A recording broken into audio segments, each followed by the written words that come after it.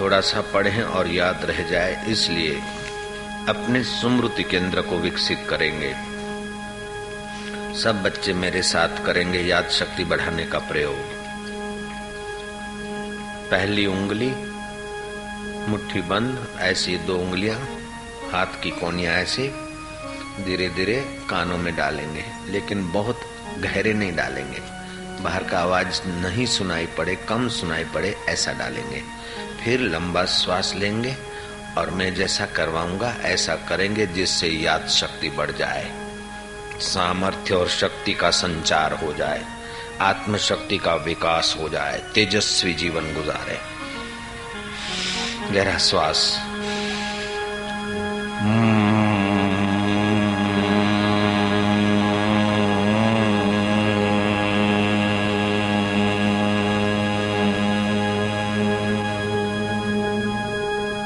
फिर से गहरा श्वास,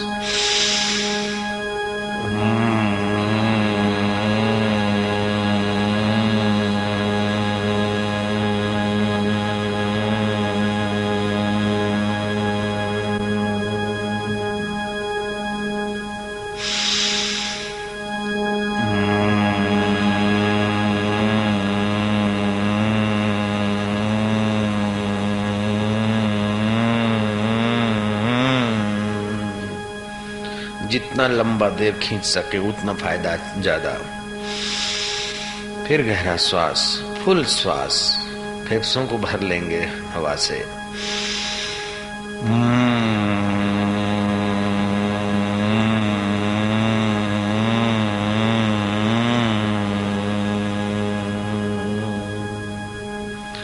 ऐसा प्रतिदिन सुबह 10 बार करने से चमत्कारिक ढंग से याद शक्ति बढ़ती है। 7 काजुओं को थोड़ा सा शहद लगाकर सुबह चबा चबा के खाएं तो याद शक्ति में अद्भुत फायदा होता है। जयराम जी बोलना पड़ेगा। अब आप लोग श्लोक उच्चारण करिएगा। एक, नास्ति विद्या समम चक्षु, नास्ति विद्या समम चक्षु, नास्ति विद्या समम चक्षुर्, नास्ति विद्या समम चक्षुर्, नास्ति ध्यान समम तपः, नास्ति ध्यान समम तपः, नास्ति ध्यान समम तपः, नास्ति ध्यान समम तपः, न तृष्णया परो व्याधि, न तृष्णया परो व्याधि, न तृष्णया परो व्याधि, न तृष्णया परो व्याधि, नास्ति त्याग समम सुख, नास्ति त्याग समम सुख, नास्ति त्याग समम सुख, नास्ति त्याग समम सुख, नास्ति विद्या समम चक्षु। ये बात जो बच्चे समझ गए हाथ ऊपर करो। विद्या के समान और कोई चक्षु नहीं, विद्या पढ़ना चाहिए। विद्या 3 प्रकार की होती है। एक विद्या जो हम लोग स्कूलों में कॉलेजों में पढ़ते, दूसरी विद्या है जो योगियों के पास होती है, योग विद्या। परलोक की गति का भी पता चल जाए, काल का भी पता चल जाए, आयुष्य लंबा करने का भी पता चल जाए, अगले जन्म में हम कौन थे कहाँ थे ये भी पता चल जाए, ये योग विद्या है। तीसरी विद्या है आत्म विद्या। तो विद्या के समान कोई चक्षु नहीं, विद्या बढ़िया चक्षु है, बढ़िया आंख विद्या है। तो विद्या कितने प्रकार की होती है? 3 प्रकार की। एक स्कूल कॉलेजों में मिलती है, वो रोजी रोटी की विद्या। दूसरी योग विद्या, लोक लोकांतर का रहस्य प्रकट हो जाए। और तीसरी आत्मा परमात्मा का साक्षात्कार होकर मुक्ति हो जाए, वो परम विद्या होती है। जयराम जी बोलना पड़ेगा कि नहीं? ये बात, नास्ति विद्या समम चक्षु, नास्ति ध्यान समम तपः। ध्यान के समान कोई तप नहीं। नंगे पैर चलना, उपवास करना, ये सब तप है, लेकिन ये सब छोटे तप हैं। थोड़ा सा रोज ध्यान करे तो वो बढ़िया तप होता है।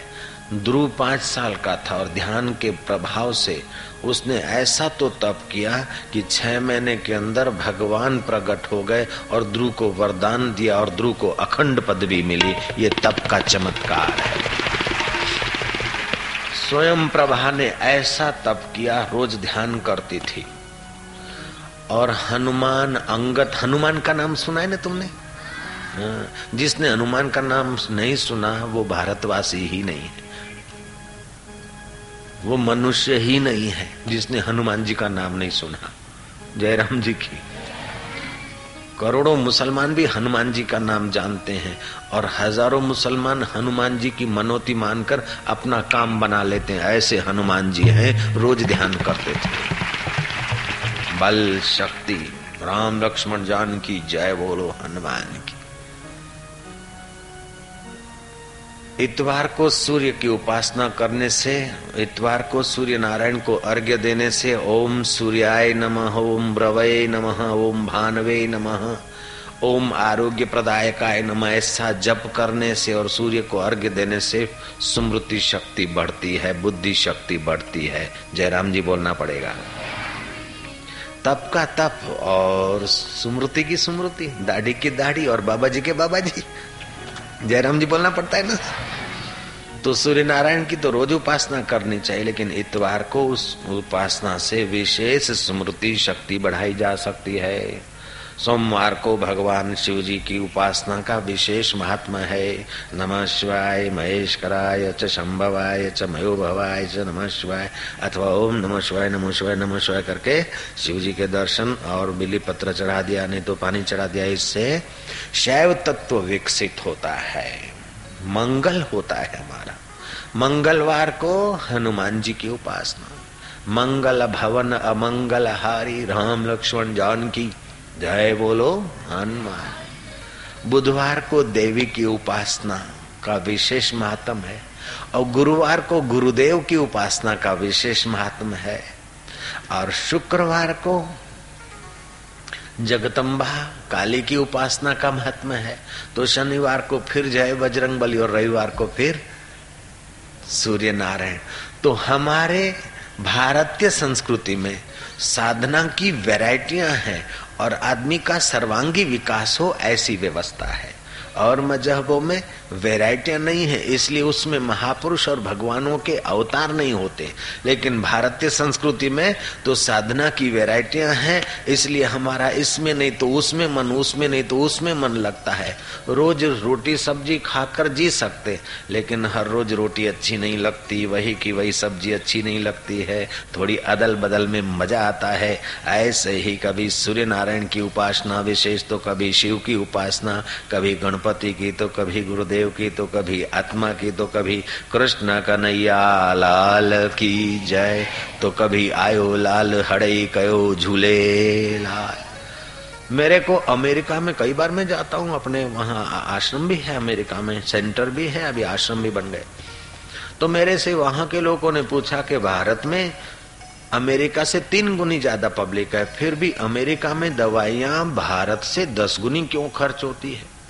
मान लो 1000 टन हिंदुस्तान में खर्च होती तो यहाँ 10,000 टन खर्च हो जाती है। ऐसा क्यों? मैं क्या, हमारी ऐसी संस्कृति है कि रोग प्रतिकारक शक्ति विकसित हो, प्रसन्नता मुफ्त में मिले। कभी मंदिर में गए, गिरधर गोपाल को अथवा गोविंद जी को देखा अथवा सिया राम को देखा तो रामचंद्र भगवान की जय, कृष्ण कन्हैया लाल की जय। तो इससे हमारा हृदय पुलकित होता है, प्रसन्न होता है, हमारे श्वेत कण ब्लड में क्रिएट होते हैं। डॉक्टर डायमंड ने कहा, वहां के रिसर्च करता व्यक्ति ने, अमेरिका की डेलाबार प्रयोगशाला ने 10 साल का सूक्ष्म अनुसंधान करने के बाद ये घोषणा की कि जो महापुरुष हैं, पवित्र संत हैं, उनकी निगाहें और उनकी रेंज में आने से 1 घन मिलीमीटर ब्लड में 1500 जैसे श्वेत कण क्रिएट होते। डॉक्टर डायमंड कहता है कि जो डिस्को डांस करते हैं उनकी जीवन शक्ति का ह्रास होता है, क्योंकि सेक्सुअल केंद्र उत्तेजित होते हैं। डिस्को के बाद लेडी लेडा कमरे में जाकर सत्यानाश करते, लेकिन कीर्तन में आते हैं तो काम राम में